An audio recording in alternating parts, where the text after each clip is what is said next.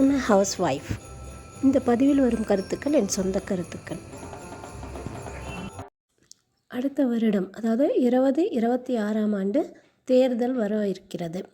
அதற்கு நாம் எப்படி ஓட்டு போடுவது, யாரை தேர்ந்தெடுப்பது என்று நமக்கு பல விதங்களில் கன்ஃபியூஷனாக இருக்கிறது அல்லவா?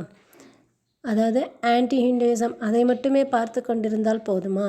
வெறும் நாம் ஹிந்துவாக இருப்பதை மட்டும் பார்த்து கொண்டு அதற்காக நான் முன்பே கூறினேன், சில கட்சிகள் ஆன்டி ஹிந்துவாக தான் இருக்கிறார்கள் என்பது. அதனால் நம் ஹிந்துக்களுக்கு அச்சத்தை ஊட்டுவதால் நாம் அந்த கட்சிகளை தவிர்க்க வேண்டும் என்பதை பார்த்தோம். அதேபோல் வேறு என்னென்ன பார்க்கலாம் என்றால், நம் தேசத்தின் வளர்ச்சிக்காக என்னெல்லாம் செய்கிறார்கள் அவர்கள் என்றும் பார்க்கலாம். முக்கியமாக ஊழல் இல்லாத கட்சி அல்லது ஒரு கட்சியில் ஒரு சில நபர்கள் ஊழலற்றவர்களாக, அவர்கள் சிறந்து விளங்குபவர்களாக, ஒரு செயல்களை நன்றாக செய்பவர்கள். குறிப்பாக நமக்கு இந்த ரோடு போடுவது, அவருடைய தொகுதிக்கு நன்றாக பணிகளை செய்து கொண்டிருக்கிறார் என்றால் அவரை நிச்சயமாக தேர்ந்தெடுக்கலாம். அப்பார்ட் ஃப்ரம் தி பார்ட்டி, அவர் எந்த கட்சியாக இருந்தாலும் அவர் நல்ல ஒரு எம்எல்ஏவாகவோ எம்பியாகவோ இருக்கிறார் என்றால் நிச்சயமாக அவரை தேர்ந்தெடுக்கலாம். அங்கு கட்சிக்கு முக்கியத்துவம் கொடுக்க வேண்டியதில்லை. ஆனால் பொதுவாக ஊழல் இல்லாதவர்களை நாம் தேர்ந்தெடுக்க வேண்டும், ஊழல் செய்யாதவர்களை தேர்ந்தெடுக்க வேண்டும்.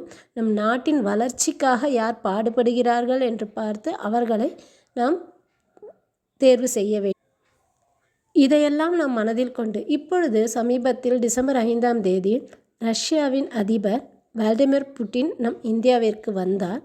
அப்பொழுது நம்முடைய பிரதமரும் அந்த விளாடிமிர் புட்டின் ரஷ்ய பிரதமரும் என்னவெல்லாம் பேசிக்கொண்டார்கள், எப்படி வர்த்தகத்தை உயர்த்துவது, அது மட்டுமல்லாமல் வேலை வாய்ப்புகளையும் உயர்த்துவதற்காகவும் ஃப்ரீ ட்ரேட் டீலையும் போட்டு கொண்டிருக்கிறார்கள்.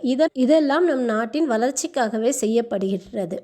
இதுபோன்று யார் ப்ராக்ரஸிவாக நல்ல ஒரு வளர்ச்சிக்காக பாடுபடுகிறார்கள் என்பதை நாம் புரிந்து கொண்டு, இப்பொழுது நமக்கு சில மாதங்கள் இருக்கின்றன. அதனால் ஒவ்வொருவரை பற்றியும் அனலைஸ் செய்து யாரை தேர்ந்தெடுக்க வேண்டும் என்று முடிவு செய்து அவர்களுக்கு ஓட்டளிக்க வேண்டும் என்று நான் கருதுகிறேன்.